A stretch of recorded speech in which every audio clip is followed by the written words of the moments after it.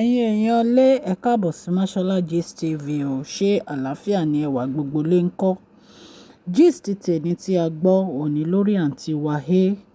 Wọ́n ní ọ̀rọ̀ yẹn ó lágbára díẹ̀ o nítorí pé wọ́n ń lament seriously. Kábíyèsí ò gbáago, kábíyèsí ò ní time, kábíyèsí ò ráyè, kábíyèsí ò rí tiwọn rò. Wọ́n ní wọ́n ń lament seriously lórí ìwà kábíyèsí. Wípé ṣe bí ọkọ àwọn ni kábíyèsí, kí ló dé táwọn máa fight láti rí kábíyèsí? Wípé kí ló dé táwọn máa dààmú láti rí kábíyèsí, pé kábíyèsí ò rí tàwọn rò. Ẹ̀yin èèyàn lé, ẹ̀yin náà mọ̀ pé àti London ni àǹtí Wahé ti wá sí Nàìjíríà nítorí ọdún Olókun. Wọ́n ní gbogbo nǹkan tán kó wá láti ibi tán ti lọ rà ní Brazil. Wọ́n ní kábíyèsí reject ẹ̀. Nǹkan tá a gbọ́ nìyẹn o, allegedly o, kan tó wá ní pàǹtí wá bínú, wípé wọ́n bínú, wọ́n lọ bínú ṣá. Wọ́n nígbà tán bínú, wọ́n ní bómi ṣe ń wọ inú palace ni. Wọ́n ní àtìgbà yẹn dẹ̀ ni àǹtí wá ti kúrò, tí wọ́n ń wá wọn kiri nínú palace táǹtí wò yọjú. Ṣùgbọ́n ní ìsìn wọ́n ní wọ́n ṣà ń try láti bẹ àǹtí wá ń gbà yẹn pé kí wọ́n stop omi yìí. Lẹ́yìn èèyàn lé, eventually ṣá, bóyá wọ́n gbẹ́bẹ̀, bóyá wọn ò gbẹ́bẹ̀, a mọ̀, a lè sọ. Ṣùgbọ́n right now o, wọ́n ní ṣe ni àǹtí wá ń pe kábíyèsí. Wọ́n ní kábíyèsí ò gbáago o. Wọ́n ní kábíyèsí ò ráyè o. Wọ́n ní kábíyèsí ò tiẹ̀ fẹ́ bá wọn sọ̀rọ̀ rárá.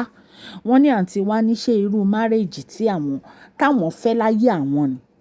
Wípé ṣé èèyàn ń lọ́kọ làwọn lọ́kọ ni tó jẹ́ pé àwọn ò ní time láti rí ọkọ àwọn. Wọ́n láwọn máa pe kábíyèsí, kábíyèsí ò ní gbáago. Nǹkan tá a gbọ́ nìyẹn, ẹ̀yin ará ilé o. Làní ká wá torchlight sí. Ẹ̀yin èèyàn lé, ẹ jẹ́ ká jọ wọnú gist tèmi. Mashola Gist TV ń kí yín. Mashola Gist TV ń kí yín. Adúpẹ́, adúpẹ́, atọ́pẹ́ dá. Mashola Gist TV ń kí yín. Mashola Gist TV ń kí yín o. Ó ní ẹ ṣé o, lọ́wọ́ ọkùnrin, lọ́wọ́ obìnrin, lọ́wọ́ ọmọdé, lọ́wọ́ àgbà. Lórí gbogbo bẹ́ẹ̀ ṣe ń comment, tẹ̀ ń like, tẹ̀ ń share. Adúpẹ́, adúpẹ́ ní ọwọ́ gbogbo yín.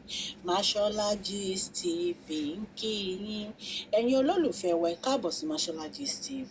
Ṣé àlàáfíà ni ẹwà gbogbo lé ń kọ́? Orúkọ mi ni Mashola kò yí padà. A máa ń sọ̀rọ̀ nípa celebrity gist, royal gist, politics àti gbogbo nǹkan tó ń ṣẹlẹ̀ ní agbègbè orílẹ̀-èdè bàbá wa ní ilẹ̀ Nàìjíríà. A ń sọ̀rọ̀ nípa celebrity gist, royal gist, politics àti gbogbo nǹkan tó ń ṣẹlẹ̀ ní orílẹ̀-èdè wa. Ẹ̀yin èèyàn lé, tẹ́ bá ti subscribe, ẹ tẹ notification bell, kẹ́ ẹ subscribe so that a bá ti post any gist ẹ̀ máa rí. A ń sọ Yorùbá lórí channel yìí nítorí pé a fẹ́ gbàgbé àṣà àti èdè wa. Ẹ̀yin èèyàn lé, à ń ṣe advert lọ́lọ́kọ̀ òjọ̀kan lórí channel yìí. Ẹ kàn sí wa ní Mashola Gist TV. Ọlọ́run Elédùmarè á bá mi gọ́wọ́ yín sókè o. Ọlọ́run Elédùmarè á bá mi ran gbogbo yín lọ́wọ́ o. Òkè òkè ni ọlá yín á máa lọ o. Ọlá yín ò ní lọ ìsàlẹ̀ láéláé. Wọ́n ní ṣe kábíyèsí wọ́n ignore àǹtí Wahé o. Wọ́n ní kì í ṣe àǹtí Wahé nìkan, wọ́n ní gbogbo wọn ní kábíyèsí ignore. Pé kábíyèsí ò ní time fún ìkọ̀kan nínú wọn. Wípé àwọn olórí ó ti sú wọn, ṣùgbọ́n wọn ò fẹ́ lọ. A mọ nǹkan tán jókòó tì, a mọ nǹkan tán ń wá. A mọ nǹkan tán ń wá nínú palace kábíyèsí tí wọn ò fi fẹ́ lọ. Kábíyèsí ti sọ fún wọn kán move ẹrù wọn. Wọ́n ní àwọn kankan, wọ́n náà tún padà wá sínú palace, wọ́n nínú palace ni wọ́n ń sùn. Ẹ̀yin èèyàn lé, kì í ṣe nǹkan kékeré ni ọ̀rọ̀ yìí o. So ẹ̀yin náà mọ̀ pé tí èèyàn bá fẹ́ ọkọ tiẹ̀, o ò ní láti máa fa, o ò ní láti máa dè, o ò ní láti máa ṣì, o ò ní láti sáré, o ò ní láti ní ara ẹ lára. Because wàá rí ayọ̀, wàá rí ìdùnnú nínú ẹ̀. Ṣùgbọ́n téèyàn bá fẹ́ ọkọ lọ́kọ, kí ló máa ṣẹlẹ̀? Gbogbo ẹ̀ máa le koko ni. Àárín yín ò ní gún. Àti rí ọkùnrin yẹn gan wàhálà ló máa jẹ́, because ọkàn ọkùnrin yẹn ò ní sí lọ́dọ̀ ẹ̀. Ọ̀dọ̀ obìnrin tó nífẹ̀ẹ́ ló máa wà. Nǹkan tó ń ṣẹlẹ̀ sí kábíyèsí àtàwọn olórí nìyí.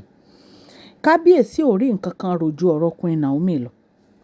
So ètò orí ẹ̀ ló fi ń difficult fún wọn tó máa ń pariwo kábíyèsí ò ní time fún wọn. Báwo ni kábíyèsí ṣe fẹ́ ní time fún yín?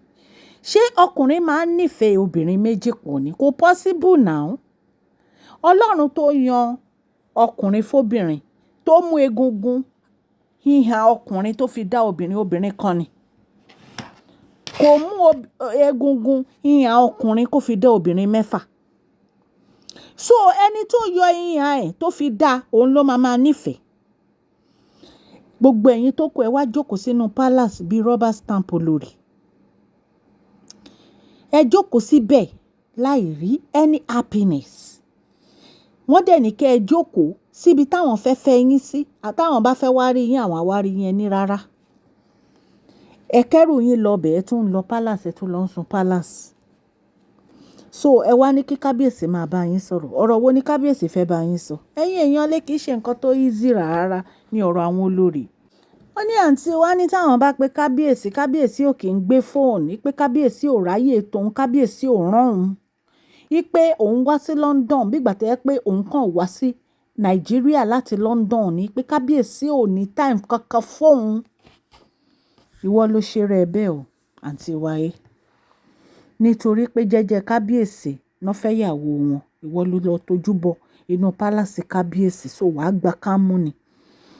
Òótọ́ ọ̀rọ̀ ní ká má sàn. Nǹkan téèyàn bá ti tójú bọ̀, nǹkan tó bá rí ń bẹ̀ ó máa gba kámú ni. Ẹ̀yin èèyàn lé ètò agbọ́n nìyẹn o, ta ni ká mú wá fún yín. Wọ́n láǹtí wá ti sunkún wọ́n ló pe kábíyèsí wọ́n ní kábíyèsí ó gbé fún un. Ẹ̀yin èèyàn lé ṣé live nìyẹn.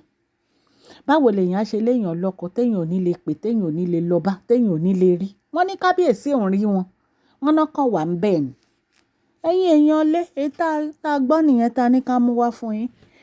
Tó bá jẹ́ pé gàrí lèèyàn mu pẹ̀lú ìfọ̀kànbalẹ̀ ó má bẹ́tà ju kéèyàn lọ gbé góòdù tí èèyàn ò ní ìfọ̀kànbalẹ̀ ń bẹ̀ lọ. Àbọ̀rọ̀ là ń sọ fọ́mọlúàbí tó bá dénú ẹ̀ àdòdìndì. Ẹ̀yin ará ilé, èmi ọmọ yín ni o, mo tún dé bí mo ṣe ń dé. Ẹ̀yin tẹ́ bá ti subscribe a dúpẹ́ lọ́wọ́ yín o fún àdúrótì àti ibẹ̀ ṣe ń share, tẹ́ ń like, tẹ́ ń comment. Òkè ni ọlá yín á máa lọ. Ọlá yín ò ní lọ ìsàlẹ̀ láíláí. Ṣùgbọ́n ẹ̀yin tẹ́ ẹ ṣe darapọ̀ mọ́ wa, tẹ́ ẹ ṣe subscribe, ẹ ṣé àdúpẹ́, Ọlọ́run á bá mi gbọ́wọ́ yín sókè o.